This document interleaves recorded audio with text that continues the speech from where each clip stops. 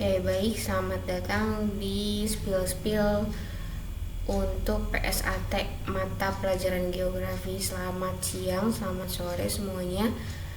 Selamat malam bagi yang nonton malam-malam. Mudah-mudahan dengan menonton ini PSAT-nya bisa lebih lancar lagi ya. Tapi bukan dijadikan sebagai contekan gitu. Sekarang Ibu langsung saja jelaskan, nanti filenya sudah diupload sebetulnya ya di Google Site Ibu, jadi bisa langsung dilihat saja di bagian materi kelas 10. Di situ ada kisi-kisi penulisan soal penilaian sumatif akhir tahun. Terdiri dari jumlah soal 25 PG, berarti dipakai algo gitu, dan 5 esai. Jadi esainya di kertas seperti biasa. Ini ada beberapa materi yang mungkin belum dijelaskan, jadi sekalian saja. Di sini ada yang pertama, disajikan informasi mengenai kejadian gempa bumi. Peserta didik dapat menganalisis penyebab terjadinya gempa. Berarti di situ ada fenomena gempa. Nah, kalian tuh dapat mengidentifikasi kira-kira itu gempa tuh karena apa? Apakah gempa vulkanik, tektonik, atau runtuhan dan lain sebagainya. Jadi berdasarkan kasus yang ada. Jadi memang harus dilihat dulu sih kasusnya gitu, jangan cuma teorinya doang, tapi harus tahu gempa tektonik itu apa, vulkanik itu apa, gempa runtuhan itu apa. Terus yang merah ini itu nggak ada ya, nggak jadi soalnya. Terus yang warna hitam, lanjut di sini ada tentang membahas daerah bebas gunung api. Ini pasti tahu lah. Selanjutnya salah satu bentukan tektonisme, ya juga sudah pasti tahu. Kemudian di yang ini menyebutkan lapisan penting yang penting untuk tumbuhan. Nah, ini horizon tanah, berarti horizon tanah itu yang OAEBCR ya. Jadi yang lapisan, tapi nanti ada gambarnya juga. Terus kalian harus tahu itu lapisan apa, fungsinya tuh buat apa gitu. Terus kesuburan tanah. Nah, ini nanti ini mah lebih ke soalnya pas baca pasti tahu jawabannya gitu, bukan secara teori. Terus disajikan pernyataan mengenai pengaruh iklim dalam proses pembentukan tanah. Jadi harus baca tentang faktor pembentuk tanah yang ada: iklim, curah hujan, iklim, kemudian batuan induk, kemudian faktor-faktor lainnya silahkan dibaca lagi. Kemudian kita masuk ke bab 2, dinamika atmosfer. Jadi si PSAT itu 3 bab ya, ada litosfer, atmosfer, dan hidrosfer. Nah, di atmosfer ini kita ke lapisan atmosfer yang troposfer, meteor, troposfer, stratosfer, mesosfer, termosfer, dan eksosfer. Nah, di sini terus kayak fungsinya itu buat apa sih masing-masingnya tuh. Nah, itu nanti ditanyain gitu. Terus ketinggian dengan ini iklim Junghun, fenomena hubungan tempat dan varietas tumbuhan. Jadi kan kalau di PPT itu ada yang namanya iklim Junghun. Iklim Junghun tuh kayak tiap berapa meter tuh atau beberapa ketinggian gitu tuh tumbuhannya itu beda-beda yang munculnya tuh, atau yang tumbuhnya tuh, yang tumbuh optimal. Kita kan nggak pernah ngelihat ya, kayak di puncak gunung ada pohon kelapa gitu. Nah, berarti kan di puncak gunung cocoknya tuh bukan pohon kelapa, tapi di puncak gunung tuh kayak sayuran karena dingin. Nggak di puncak banget sih di gunung. Kalau di puncak mah jarang ada tumbuhan karena di situ suhunya terlalu dingin untuk tumbuhan bisa optimal tumbuh gitu guys. Nah, selanjutnya proses angin mengelilingi garis isobar, fenomena angin. Jadi yang selanjutnya adalah fenomena angin yang dikaitkan dengan garis isobar. Pokoknya baca aja jenis-jenis angin gitu. Terus menganalisis pola pergerakan angin dan kondisi musim yang terjadi. Berarti di sini angin muson dan angin muson barat dengan angin muson timur gitu. Terus nah ini menghitung nih guys data curah hujan di iklim Smith-Ferguson yang bulan basah sama bulan kering gitu. Ya rumusnya dibagi aja langsung. klasifikasinya diingat-ingat A, B, C, D nya. Kemudian sama ini varietas tanaman tapi pakai soal cerita gitu. Terus berisi amplitudo suhu bulanan, jadi kayak nanti ada tabel gitu, nah menyebutkan paling tinggi perbedaan suhunya itu yang mana sih, kota mana gitu kan. Amplitudo suhu bulanan itu misal kota A tuh 30, kota B 85, berarti bedanya berapa, nah paling tinggi bedanya itu kota mana gitu. Terus penyebab Indonesia beriklim lembab, nah ini bisa dibaca-baca. Kemudian fenomena perubahan iklim, keberadaan hutan secara hidrologis, fungsi hutan, ekosistem hidrologis, nah bisa dibaca juga. Gampang ya ini soalnya. Terus ada dinamika hidrosfer untuk kehidupan. Nah di sini salah satu bentuk pola aliran sungai. Nanti Ibu coba jelaskan materinya. Terus peta laut Cina Selatan. Nah ini klasifikasinya lautnya tuh apa nih? Transgresi, regresi, atau ingresi, nah gitu, tinggal dicari saja. Terus disajikan gambar, nanti materinya yang nomor 2 juga Ibu jelasin. Gambar perairan darat dan potensinya siswa menentukan pemanfaatan perairan darat. Nah ini kayak contohan kayak perairan darat tuh apa aja sih, ada danau, ada pokoknya air-air yang ada di darat gitu. Perairan darat tuh kan ada 2 tuh perairan tuh, perairan darat sama perairan laut. Kalau darat tuh berarti dia ada di darat kayak sungai, danau, air rawa, nah itu perairan darat gitu. Nah kalau perairan laut itu ya laut gitu, tentang laut-lautan. Kemudian siklus hidrologi pendek. Terus Ibu jelasin juga nanti di sini. Nah esai, masuk ke esai. Di esai yang pertama itu adalah menentukan suhu dari 2 kota. Jadi yang pakai suhu rumus T derajat itu silahkan dibuka-buka lagi, dibaca-baca lagi. Yang 0,6 kali 100 yang ketinggian itu ya. Terus disajikan data ketinggian suhu 2 kota. Nah ini hitung nanti suhunya masing-masing, terus dikurangi, nggak dikurangi sih, disimpulkan hasilnya. Kalau mau dikurangi boleh, jadi bedanya berapa sih suhunya, terus kesimpulannya gimana gitu. Terus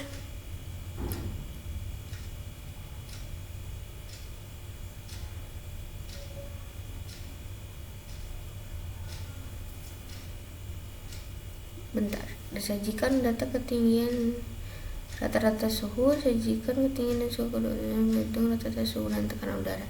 Nah setelah suhu kita ke tekanan udara. Tekanan udara itu berarti kita ngehitung juga nih, selain tadi suhu di 2 kota, tapi ada tekanan udaranya di 2 kota juga. Nah pakainya yang 76 cmhg, bukan yang 1013 itu ya, pakainya yang 76 cmhg yang pernah Ibu jelaskan juga. Kemudian siklus batuan. Nah nanti di sini ada gambar siklus batuan. Siklus batuan itu berarti dari magma ke batuan beku, ke batuan sedimen, ke batuan malihan atau batuan metamorf. Kemudian kita lanjut ke zona laut. Nah ini nanti Ibu jelaskan. Jadi zona kedalaman laut.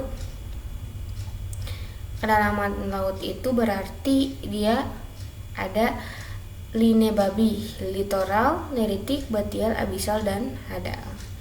Nah di sini siklus hidrologi panjang, udah deh. Minta dijelaskan, minta digambarkan rinciannya seperti apa gitu. Beres semua. Nah sekarang tinggal materi. Coba Ibu jelaskan dulu yang masih prospek. Nah apa lagi ya? Hidrosfer ya, kelihatan? Oke, kelihatan. Di siklus hidrosfer ini bisa dilihat ada yang namanya siklus hidrologi. Nah siklus hidrologi itu sama kayak siklus batuan aja.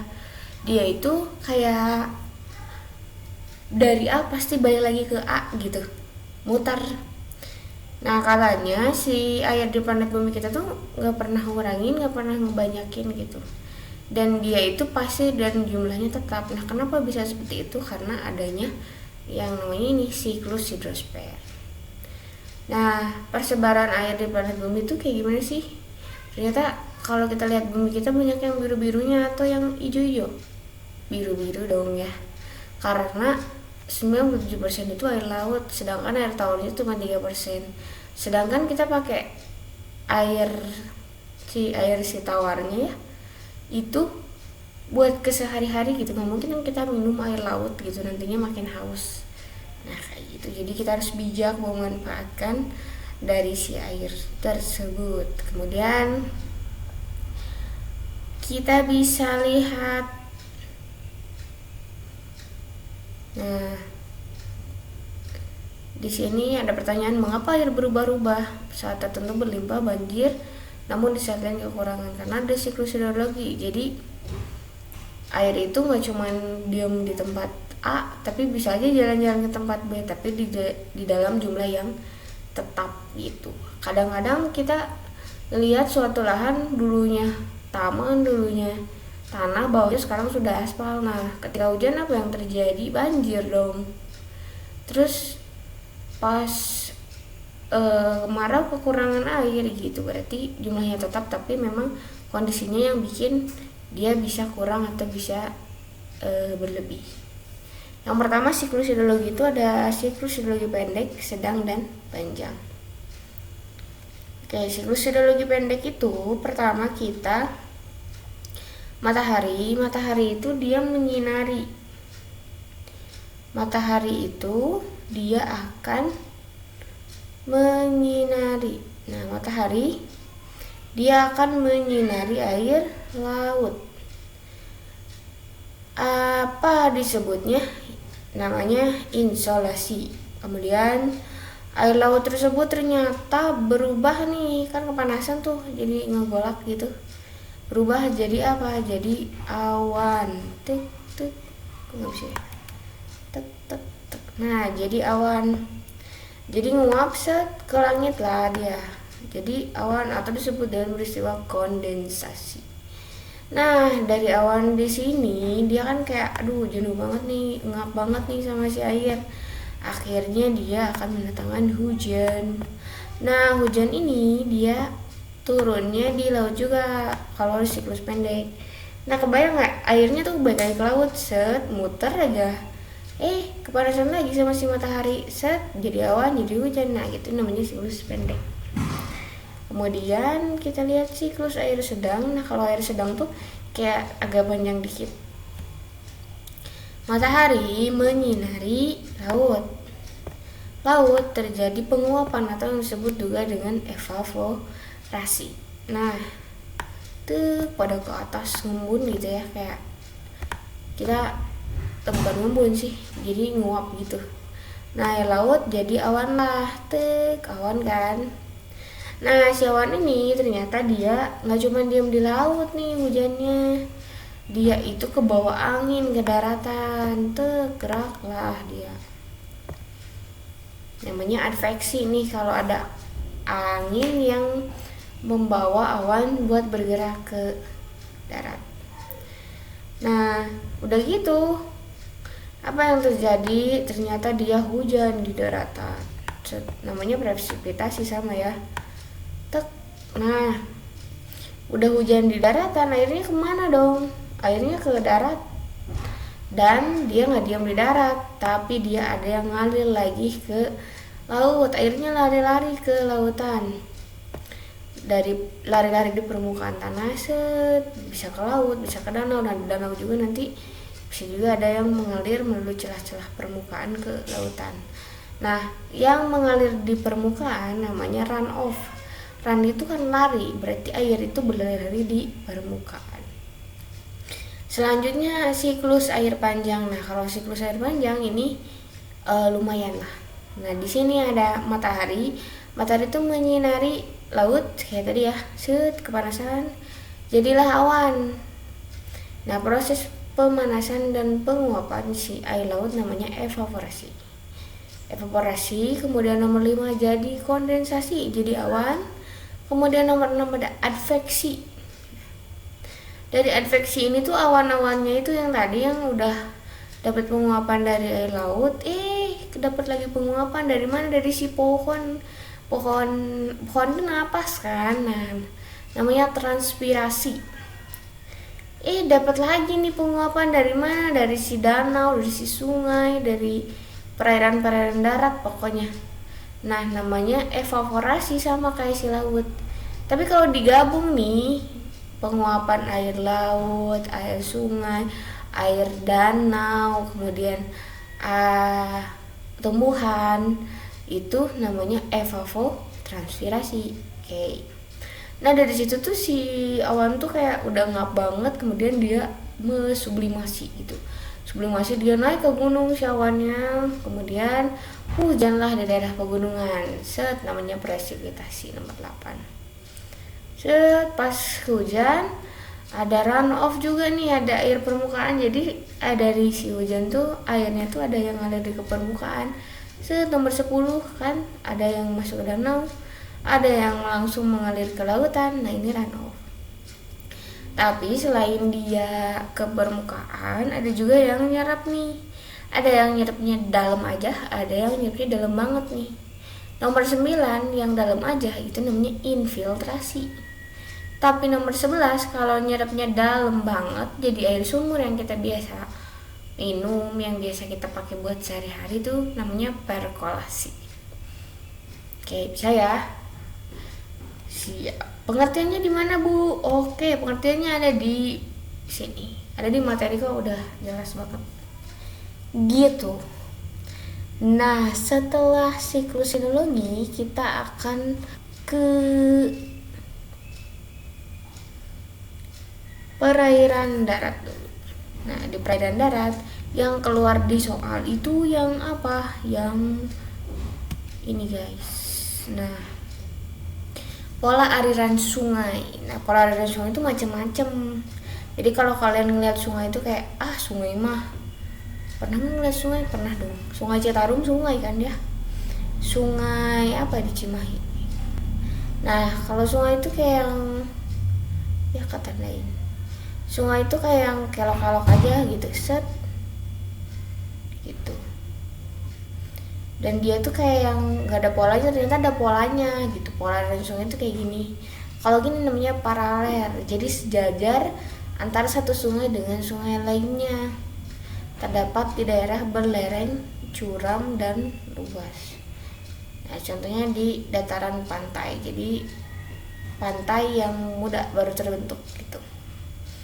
Kemudian dendritik dan pola aliran yang tidak teratur membentuk seperti struktur dahan atau ranting pohon kayak gini. Ini kayak ranting kan, nah nanti di sini kayak daunnya gitu. Nah ini kayak dendritik ini namanya.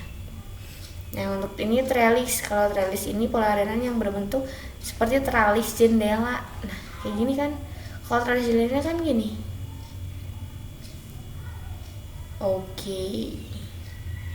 Selanjutnya ada rektangular. Kalau rektangular mah dia siku-siku, mirip-mirip sama yang tadi, cuman dia lebih ke tegak lurus karena dia terdapat di wilayah patahan. Kemudian radial. Nah radial itu ada dua, ada radial sentripetal, ada radial sentrifugal. Kalau radial sentripetal dia ke dalam, biasanya di daerah cekungan, danau atau rawa. Gitu. Kalau sentrifugal dia keluar, biasanya di daerah pegunungan, sumbernya di gunung, ngalir deh dia ke bawah gitu. Udah sih yang muncul itu doang di perairan darat. Nah sekarang kita ke soal tentang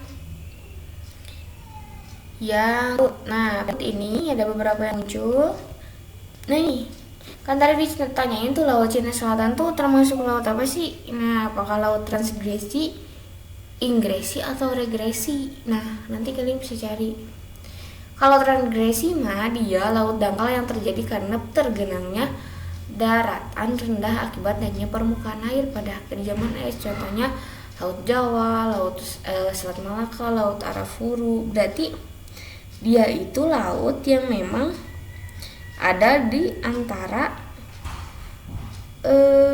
daratan-daratan atau kepulauan-kepulauan. Ini kalau ngelihat di ya, dia laut-laut ada di sini Laut Jawa kan di sini tuh. Laut Jawa, kemudian Laut Arafuru di Papua. Nah, daerah sini. Nah, berarti itu tuh kayak laut-laut yang dekat kepulauan gitu yang terjadi karena tergenangnya daratan yang rendah akibat naiknya permukaan. Berarti daratannya itu memang dia rendah dekat pantai. Nah, tapi si airnya tuh naik nih karena berakhirnya zaman es gitu. Jadi esnya cair, jadi si daratanya tergenang, maka terjadilah lautan. Nah, lautnya itu laut-laut kayak gini. Selanjutnya ada Laut Ingresi. Nah, kalau Ingresi mah dia laut dalam yang terjadi karena turunnya dasar laut akibat gerak tektonik. Turunnya dasar laut berarti nih di sini contohnya ada Laut Banda, Laut Sulawesi. Di sini Makassar, di sini Laut Sulawesi. Laut Flores juga. Terus di sini ini mah kebalikan yang tadi transgresi ya, Ingresi mah. Kalau regresi di sini adalah laut yang menyempit akibat adanya pengangkatan daratan atau sedimentasi. Contohnya kayak Laut Mati ini, Jordania. Laut Mati itu dulunya ada sambungannya, tapi sekarang sudah tidak ada karena ada sedimentasi atau penumpukan. Itu disebut laut regresi, guys. Kalau kalian lihat Laut Mati ya kayak danau kayak gini ya, tapi dulunya di sini adalah laut gitu.